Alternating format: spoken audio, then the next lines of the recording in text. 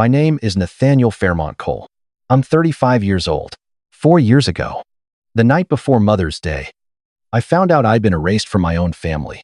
Not metaphorically, not emotionally, literally removed from the Fairmont family WhatsApp group like I'd never existed. My cousin warned me first. Check the chat, she said. Her voice sounded tight. I opened the screenshots she sent. My mother's message sat there in clean, deliberate text. All my children are successful except Nathan. He chose to be a lowly elementary school teacher. I no longer consider him my son. Please don't mention his name tomorrow. Below it, my sister replied with a heart emoji. My brother wrote, understood. That was it. 31 years, reduced to 2 words and a symbol. I didn't call her. I didn't defend myself. I didn't argue. I closed the app and saved the screenshots in a folder labeled proof. What my mother didn't know was that 4 years later, I would be standing on a stage in front of 500 people, the governor of North Carolina shaking my hand, while she sat in the audience uninvited waiting for recognition that would never come. That night, I didn't disappear. I just stopped explaining myself. Before I go any further, take a second to like and subscribe, but only if stories about boundaries and family truth mean something to you. And I'm curious, where are you watching from right now? What city? What time is it where you are? I read the comments, every one of them. Now let me take you back to the beginning, to the kind of family that looks perfect in Christmas photos. The Fairmont family was the kind people in our Atlanta suburb described as legacy. My mother, Eleanor Fairmont, retired early from her position as a regional investment director, not because she needed the money, but because she'd secured something more important, a permanent seat on the board of Briarwood Country Club.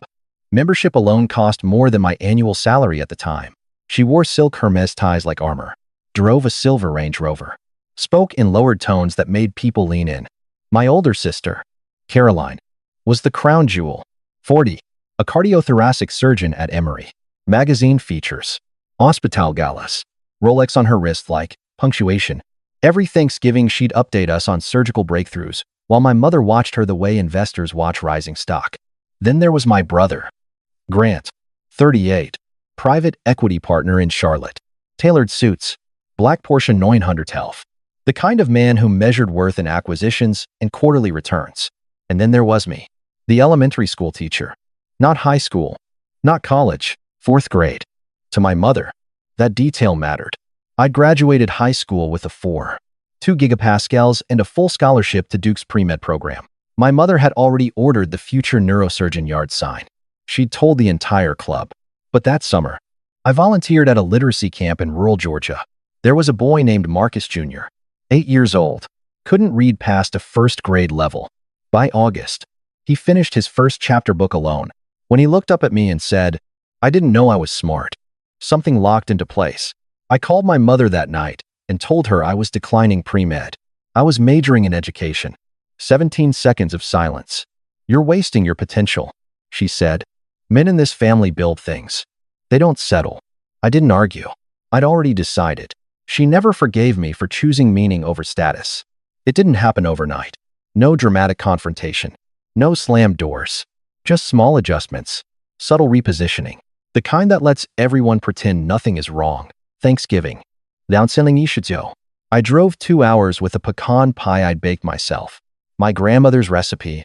The one she used to make before everything became catered. When I walked into the dining room, my place card wasn't at the main table. It was at a smaller folding table near the kitchen, set between Caroline's stepkids and Grant's toddler nephew. Oh, Nate, my mother said lightly, adjusting the cuff of her blazer. You're so good with children. We thought you'd be more comfortable there. I was 31. I sat down without a word. Christmas was quieter, but sharper.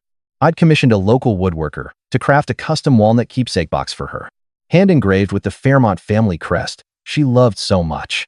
It took 3 weeks of coordination and more money than I should have spent. She opened it, nodded once. How thoughtful, she said. Then she turned to Caroline, who had gifted her a limited edition Cartier bracelet. The room lit up. 10 minutes discussing gold weight and craftsmanship. My box was placed back into its tissue paper. I found it in the coat closet in March, unopened since that night. But the moment that clarified everything came on her birthday in early 2020. I called that afternoon. What time is dinner? I asked. A pause. Oh, Nate, she replied. voice-coded in practiced regret. The restaurant only had 6 seats. Your father, Caroline and her fiancé, Grant and Elise. You understand. Immediate family. 6 seats. And somehow I wasn't immediate. I didn't protest. Didn't negotiate. Didn't ask for an explanation. I just said, understood. Patterns don't scream. They repeat. Children's table. Forgotten graduation. Excluded dinner. Polite tones. Each moment small enough to dismiss. Together. Impossible to ignore. By then, I already knew something fundamental. I wasn't embarrassing because I failed. I was embarrassing because I chose a life my mother couldn't showcase. And in her world, that was worse.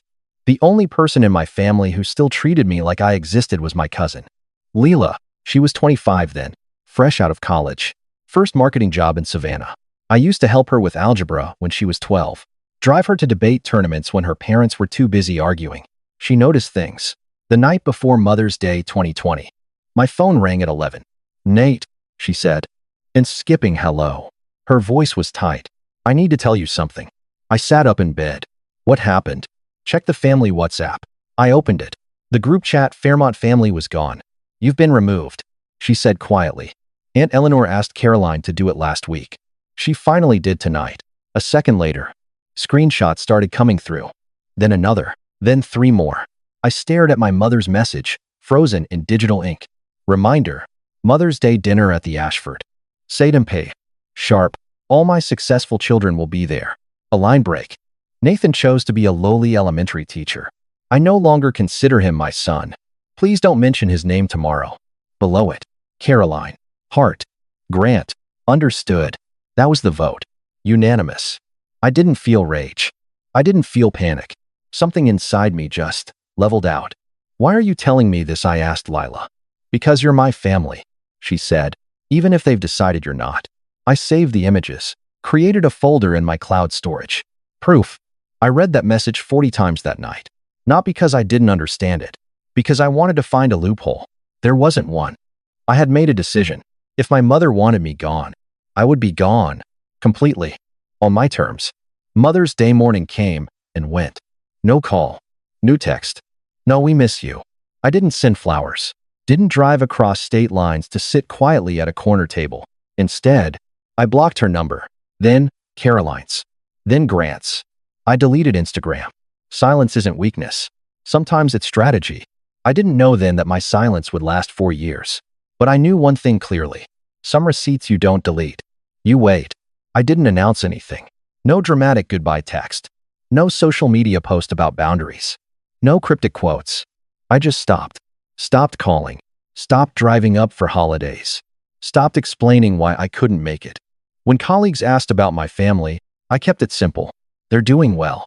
That was enough. The first few weeks were strange. My phone felt lighter. Fewer notifications.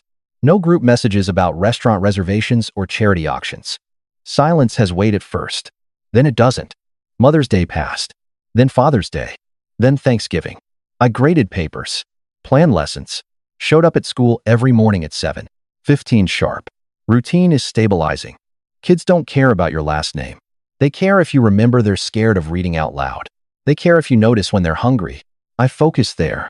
At night, I ran instead of scrolling. 5 miles. Same route. Same rhythm. Breathe in. Breathe out. Pain stays internal. Control stays external. 6 months in. Lila called with updates I hadn't asked for. I posted Thanksgiving photos. She said. The tables rearranged. Like it was always set for 6. I didn't look. 3 months later she called again. Your mom tells everyone you're doing education work overseas. Some nonprofit in Kenya. I almost laughed. She'd rewritten me into a more impressive absence. A humanitarian ghost was easier to explain than a son she'd disowned for being ordinary. That's when I understood something important. She didn't hate me. She hated what I represented. So I stayed quiet. And I built. The rewriting didn't stop with Africa. It evolved. According to Lila, my mother had developed an entire narrative. Nate's doing international literacy consulting. He's advising ministries. He's been nominated for a Global Education Award. All fiction. I was still teaching 4th grade in a public school 40 miles from her gated community. But in her version, I wasn't erased.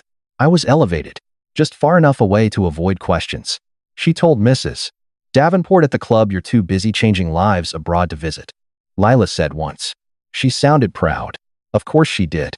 A son saving children overseas looked better than a son she'd cut off for choosing a modest career.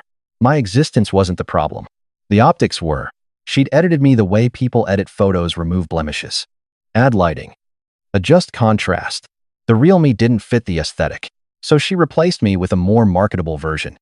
And what struck me wasn't anger. It was clarity. She needed the illusion more than she needed me. Grant went along with it. Caroline amplified it. Neither corrected the story. Silence can be compliance. For the first time in my life, I stopped wondering if I'd misread things. I hadn't. The family I was born into valued achievement as currency. If your success reflected well on the brand, you were welcome. If it didn't, you were expendable. That realization didn't break me. It simplified things. You can't compete with an image. So I stopped trying. And I focused on building something real.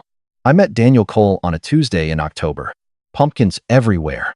Hay bales stacked near a red barn. 23 fourth graders yelling about apple cider. Webster Orchard had been a local staple for decades. 40 acres of apples, pecans, and stubborn Georgia clay. Daniel was waiting near the tractor when our bus pulled up. Broad shoulders, work boots that had seen years of use, soil permanently under his fingernails. You must be Mr. Fairmont, he said, extending a hand. Firm grip, direct eye contact. That's me. My son won't stop talking about you. His son, Owen, was 9. Quiet kid, sharp mind. Lost his mother to cancer the year before. I'd been tutoring him after school twice a week. He's doing the work. I said, I just give him space. Daniel nodded once, like he understood something bigger than the words. Field trip turned into a phone call about Owen's reading progress. Phone call turned into coffee at the diner off Route 17.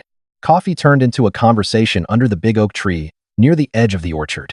He asked about my family. I told him the truth. They decided I'm not part of it. He didn't ask for details, didn't offer pity, just handed me a slice of apple pie wrapped in wax paper. Blood's not the only thing that makes a family, he said. Showing up does. 2 years passed steady and quiet. We got married under that oak tree. No ballroom, no country club, just a small circle of people who knew our real names. I legally adopted Owen the following spring. The day the paperwork cleared, he handed me a crumpled drawing. 3 stick figures, a red barn, a crooked sun in the corner. At the bottom, in uneven letters. I keep it in my desk drawer at work. Some days, when the weight of things resurfaces, I pull it out. It reminds me, I wasn't erased. I was relocated. I didn't reinvent myself. I just kept working. While my mother was telling people I was advising ministries overseas, I was in room 12 at Pine Hollow Elementary, teaching fractions with colored blocks and patience. I finished my master's degree in educational leadership at night. Online lectures after Owen went to bed. Papers written at the kitchen table while Daniel reviewed crop invoices beside me. No announcements. No LinkedIn celebration posts. No proud moment captions. Just progress. When the assistant principal position opened at Pine Hollow, I applied quietly. The interview panel included 3 district board members. Daniel recused himself before I even asked. I got the job. Not because of who I married. Because literacy rates in my classroom had climbed 21% in 3 years. Teacher retention in my grade level was the highest in the county. We built a mentorship model, pairing high-performing readers with struggling ones. It worked. I moved into administration without fanfare. Early mornings turned into later nights. Budget spreadsheets replaced lesson plans. But the mission stayed the same. Kids first. 2 years later, the district superintendent retired unexpectedly. I applied almost on instinct. Didn't tell anyone outside the house. 3 rounds of interviews. Policy review panels. Performance audits. Then the call came on a Thursday afternoon. This is Dr. Melissa Grant from the Georgia Department of Education. Cole, the board has selected you as the new superintendent of the Cedar Ridge School District. 12 schools, 4,300 students, 260 teachers. I sat down slowly. Are you certain? I asked. We are, she replied. Your numbers speak for themselves. The announcement hit the local paper the following week. Local educator named district superintendent. A small article. A modest photo. I assumed my family would never see it. I was wrong. Lila called that night. They posted it in the group chat. She said, Caroline wrote, "Is this our Nate?" I didn't ask what my mother said. I already knew. Silence only lasts until status shifts. And something had shifted. The email arrived 3 days after the article went live. Subject line: From Mom. I stared at it for a full minute before opening it. My dearest Nathan, I just saw the wonderful news about your promotion. Superintendent. I always knew you had leadership in you. We're all so proud. We should have lunch soon and catch up. Mother's Day is coming up. It would mean so much to have the whole family together again. No mention of the WhatsApp message. No acknowledgement of 4 years of silence. No apology. Just an invitation. As if I'd been on a long sabbatical and was now expected to resume my place in the portrait. I closed the email without responding. 2 weeks later, my phone rang from an unknown number. I answered. Nate, it's Caroline. Her voice was warm, controlled, the same tone she used in media interviews. I wanted to reach out personally. Mom's been asking about you. She's not been herself lately. What's wrong with her? I asked. Stress? You know how she gets. But she misses you. We all do. The word misses landed flat. I see. I said. We'd really love to come to the state ceremony next month. She added casually. It'll be televised. Right. Such a proud moment for the family. There it was. Not reconciliation. Positioning. After I hung up, I called Lila. Is Mom sick? I asked. She was at the spa yesterday. Lila replied. Posted a eucalyptus steam selfie. They're not reaching out because they miss you. They're reaching out because you made the news. I leaned back in my chair. I already knew that. Status had shifted, and suddenly, I was valuable again. Not as a son, as an asset. I won't pretend I didn't hesitate. Not because I believed them. Because I was raised to believe that men fix things. You swallow it. You smooth it over. You keep the peace. That night, after Owen went to bed, I sat at the kitchen table while Daniel rinsed dishes at the sink. She called. I said. He didn't turn around. Caroline. Says Mom misses me. The water shut off. Silence. What do you think? He asked. I stared at the grain of the wood table. I think they missed the headline. Daniel dried his hands slowly and walked to the office. He came back with his laptop. I want to show you something. He set it down between us and opened a folder labeled Nathan. Do not delete. Inside were files I hadn't thought about in years. The WhatsApp screenshot. Timestamp glowing in the corner. May 9th. Liebers and Liebers of the Sam. Liebers and. I no longer consider him my son. Below it. Heart. Understood. Another file. My mother's recent email. My dearest Nathan. No apology. No ownership. Another image. A Thanksgiving photo from 2020. The table rearranged. No empty seat. I saved everything. Daniel said quietly. Backed it up with metadata. I knew there'd be a day when you'd start questioning yourself. I didn't look at him. I'm not questioning. I said. You're human. He replied. He leaned back in his chair. You didn't walk away because you were angry. You walked away because they told you to. Out loud. In writing. He closed the laptop gently. You don't owe forgiveness to people who never asked for it. I exhaled once. The doubt didn't disappear, but it stopped running the room. And that's when Leela sent one more screenshot. Dated yesterday. From the family group chat. The screenshot was from the Fairmont family group chat. The same one I'd been removed from 4 years ago. My mother's message was at the top. Wonderful news. Nathan is being honored at the State Educator Excellence Ceremony next month. It will be televised. I've confirmed our attendance. We'll arrive early. Sit in the family section and join him on stage for photos. A line break. Caroline. Wear the red Valentino. Grant. Clear your schedule. This is a good opportunity to remind people that the Fairmont family stands together. Caroline replied. Already planning my outfit. Grant. Good PR move. No one asked if I wanted them there. No one mentioned reconciliation. No one said, maybe we should talk to him first. It wasn't about me. It was about optics. They're planning to walk on stage. Daniel said, reading over my shoulder. I nodded once. They think they can reset the narrative. He added, I read the message again. Opportunity. Not I miss my son. Not I was wrong. Opportunity. They don't want me back. I said, they want the image of me. Daniel crossed his arms. So what are you going to do? I didn't answer immediately. I thought about the governor, the cameras, 500 educators, in one chamber. I thought about the word son. I'm going to let them come. I said. Daniel's eyes narrowed slightly. Not disagreement. Assessment. I'm not exposing them. I continued. I'm not reading screenshots. I'm not arguing on stage. I picked up my phone and looked at the old message one more time. I'm just going to honor the boundary, she said. Silence can be louder than confrontation. If they wanted the spotlight, they were about to learn they weren't in the script. We sat at the kitchen table like it was a planning room. No raised voices. No theatrics. Just clarity. You could call the ceremony coordinator. Lila suggested over speakerphone. Have security block them. Daniel shook his head before I did. Then he's the villain, he said. The ungrateful son who banned his own mother. Exactly. That's the story they'd tell. I said, and people believe the loudest version first. So, what's the move? Lila asked. I leaned back in my chair. I let them show up. Silence. And then Daniel asked, when I give my acceptance speech, I thank my family. Lila inhaled sharply. You're going to thank them. I'm going to thank my family. I repeated. My husband Daniel. My son Owen. That was the list. Daniel watched me carefully. You're not going to mention your mother. You're not going to mention Caroline. Or Grant. I picked up my phone and opened the old screenshot. I no longer consider him my son. I'm just respecting what she said. I continued calmly. She defined the boundary. I'm honoring it. And if she tries to walk up on stage, Lila asked. I met Daniel's eyes. Then I'll remind her politely that the family portion has concluded. No anger. No shouting. No revenge speech. Just exclusion. The same tool she used. The difference was this. Mine would be deliberate. And public. The Georgia State Capitol looks different in person. Photos don't capture the scale of it. The columns. The marble.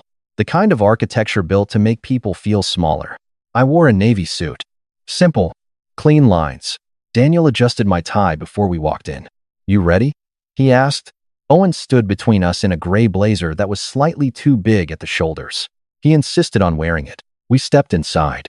The House chamber had been arranged with military precision, 500 chairs in straight rows, each filled with educators from across the state, principals, superintendents, teachers who'd spent decades in classrooms without headlines, 3 news cameras near the back, a live feed banner near the podium. Above the stage stretched a massive backdrop. Georgia State Educator of the Year 2024. Nathaniel Fairmont Cole. My name ran nearly 50 feet across. Impossible to edit out. We took our seats in the front row, reserved for honorees and immediate family. Owen leaned toward me. That's your name, he whispered. Yeah, I said. It is. Behind us. I heard heels on marble. Measured. Confident. I'm his mother. Eleanor Fairmont's voice carried. Polished and controlled. We need to be seated in the family section. I didn't turn around. From the corner of my eye, I saw them file in. My mother in cream Chanel, pearls at her throat. Caroline in red Valentino. Exactly as instructed. Grant in a tailored charcoal suit. Posture rigid. They took the second row directly behind us. Close enough for cameras. Close enough for optics. I felt my mother lean forward slightly. Nathan. She stage whispered. You look wonderful. I kept my eyes forward. Daniel's hand rested steady on my knee. Owen's fingers curled around mine. The ceremony began. Names were called. Speeches delivered. Melissa Grant stepped to the podium to introduce me. Behind me, I could feel anticipation tightening like wire. They were waiting for acknowledgement, for restoration, for the narrative to be corrected. I inhaled once. 4 years of silence was about to end, and I wasn't raising my voice. Melissa Grant adjusted the microphone and scanned the chamber. In my 23 years in public education, she began. I have met exceptional leaders, but today, we honor someone who built impact quietly without press, without pedigree, without privilege. I heard my mother shift behind me. He began his career in a rural elementary classroom with limited funding and unlimited obstacles. Dr. Grant continued. Within 3 years, literacy rates rose 19%. Teacher retention in his building became the highest in the region. He completed his graduate degree while teaching full-time, and he did it without asking for recognition. A pause.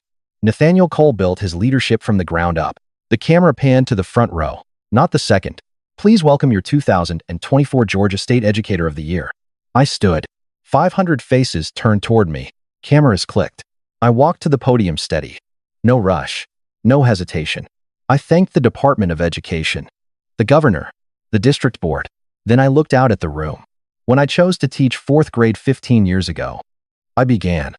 Some people questioned whether it was a wise use of potential, a ripple of quiet. They weren't wrong to question. Teaching doesn't make you rich. It doesn't make headlines, but it builds something far more durable. I paused. It builds people. Silence settled, the kind that listens. I want to thank my colleagues at Pine Hollow Elementary, the mentors who corrected me, the students who taught me patience. Then I turned toward the front row, and I want to thank my family. Behind me, a subtle shift, fabric moving, anticipation. My husband Daniel, who believed in me when the noise was loudest. Daniel met my eyes. My son Owen, who reminds me every day that love is not conditional. I stopped. That was the list. A chair scraped behind me. Nathan. My mother's voice cut through the chamber. Nathan. Sweetheart. Surely you didn't forget your own mother. Gasps rippled softly. She was already moving down the aisle. Cream Chanel catching the lights. Smile prepared. I just want to say how proud I am. She continued, climbing the first step toward the stage. Raising a son like this? Fairmont. My voice carried evenly through the microphone. She stopped mid-step. 500 people watching. You said, I continued calmly, 4 years ago, in writing, that you no longer considered me your son. A beat. The air tightened. You asked the family not to mention my name. A program slipped from someone's hands. I've simply honored your request. 4 seconds. Exact. Stillness. Then, from somewhere in the middle rows, a single clap. Measured. Deliberate. Another joint. Then 10. Then 50. The chamber rose in waves. 500 educators standing. Applauding, not for defiance. For clarity, security stepped in gently, guiding my mother back from the stage. Her posture stiff, smile fractured. Caroline stared down at her phone. Grant's jaw was locked tight. The applause continued, rolling through marble and columns. I didn't look at them. I looked at Owen. He was standing, clapping, eyes bright. That was enough. When the room settled, I finished simply. Family is not defined by proximity or performance. It's defined by presence. I stepped back from the podium. The narrative had corrected itself.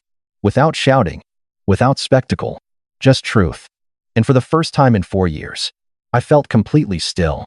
They caught up to me in the east corridor outside the chamber.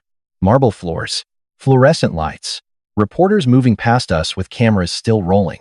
Nathan. My mother's voice was low now. No projection, no performance. We need to talk. Privately. If you have something to say. I replied evenly. You can say it here. Caroline stepped forward first. You humiliated her, she said, jaw tight. On live television, I stated a fact. My mother's composure cracked just slightly. That message was taken out of context. I pulled out my phone, unlocked it, held up the screenshot. May 9th, 2020. I no longer consider him my son. Below it, heart. Understood. No context missing. I said. Grant stepped in with his negotiation voice. Controlled. Think about the optics. Nate, this video's circulating. It reflects poorly on all of us. I don't carry your optics anymore. Caroline's mask slipped next. You think you're better than us now? Because of some award? No. I said. I think I stopped asking you to approve of me. My mother looked smaller in the hallway light. You're my son, she insisted. I met her eyes. You said I wasn't. Silence. You made that boundary. I respected it.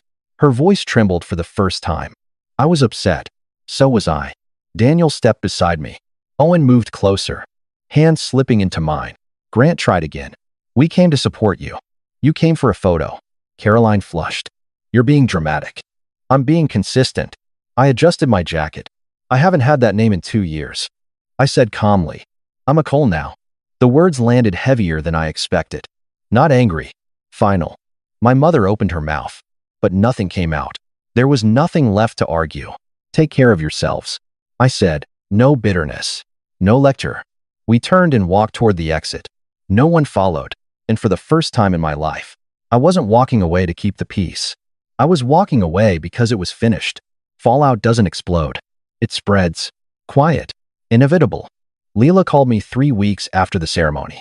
Your mom stepped down from the Briarwood Social Committee, she said, officially to focus on family matters. Unofficially, people were asking questions. Questions about the speech, about the WhatsApp message, about what kind of parent publicly disowns a son for being a teacher. Country clubs don't like scandals that can't be brushed off. Caroline deleted several family posts from her Instagram. Not all, just the ones with captions about legacy and raising leaders. Someone had commented under one of her hospital charity photos.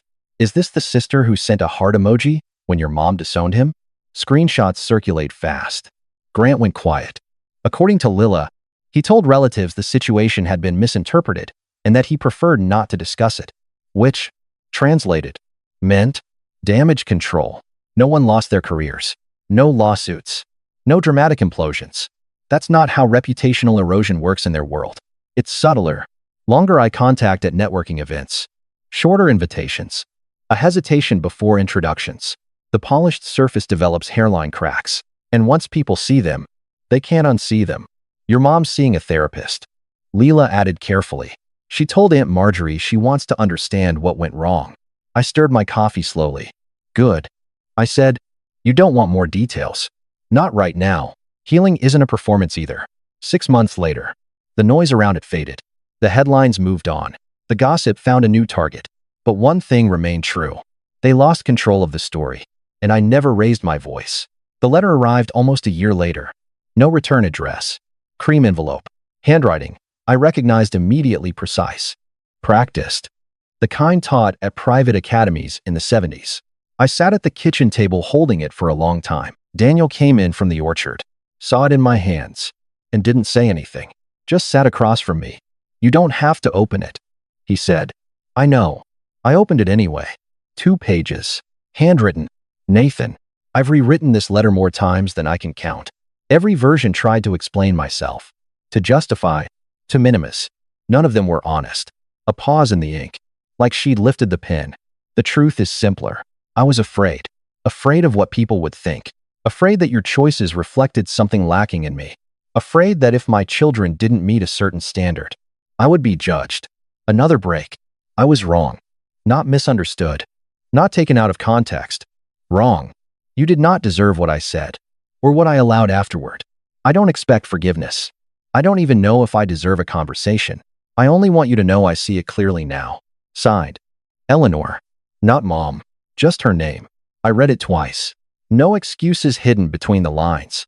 No subtle manipulation. Just ownership. Daniel waited. What are you going to do? He asked. I folded the letter carefully and placed it in the drawer beside the oven. I don't know, I said, and for the first time, that didn't feel like avoidance. It felt like choice. I wasn't reacting anymore. I was deciding, and that made all the difference. For months after everything settled, one question stayed with me. Not anger, not regret. Why does a parent erase their own child? I didn't need the answer to forgive her. I needed it to stop carrying confusion. So I read. I talked to a therapist friend. I paid attention to patterns. Here's what I learned. My mother grew up in a house where love was conditional. Achievement brought praise.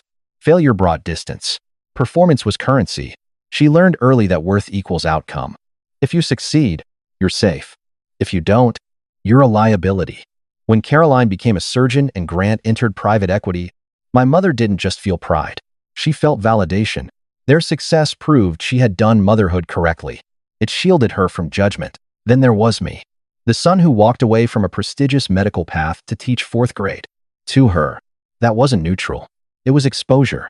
Every time someone asked, "What does your son do?" she had to explain something she couldn't monetize socially.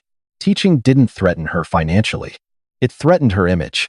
And for someone raised to survive through image, that feels like danger. So she removed the threat. That doesn't excuse it. Nothing excuses telling your child they're no longer your child. But understanding it did something important. It separated her wound from my worth. Her rejection was never about my value. It was about her fear. That realization changes the narrative. You can understand someone's damage without volunteering to absorb it. You can have empathy without reopening access. Boundaries aren't built out of anger. They're built out of clarity. If you've ever been made to feel like your life choices embarrass someone who was supposed to love you, hear this. Their discomfort does not define your value. And you are not responsible for managing their image. Only your integrity. That distinction freed me more than any apology ever could. Life didn't become cinematic after that. It became steady. The farmhouse is rarely quiet. Owen practices piano badly, but confidently. Daniel argues with farm equipment like it can hear him. The dog thinks every delivery truck is a personal threat. In the middle of all that noise, there's something I never had growing up. Consistency. Every morning I walk into my office as superintendent and see Owen's drawing pinned beside my desk. 3 stick figures, a red barn, a crooked sun. That's the only endorsement that matters. My mother's letter is still in the drawer. I haven't answered it, not because I'm punishing her, because I don't make decisions out of guilt anymore. Maybe one day we'll talk. Maybe we won't. Either way, my life isn't waiting for her resolution. It's already built. If you've ever had to choose between keeping the peace and protecting your peace, which did you choose? And if you're still deciding, what's holding you back? Drop it in the comments. I read them, and if this story resonated, there's another one linked below about boundaries and legacy. You might find something in it that feels familiar. I'm Nathan, and I finally understand something simple. Family isn't who claims you, it's who shows up. This content is created by the Boundaries and Bloodlines team for entertainment purposes only. Do not replicate or apply these actions in real life without professional guidance.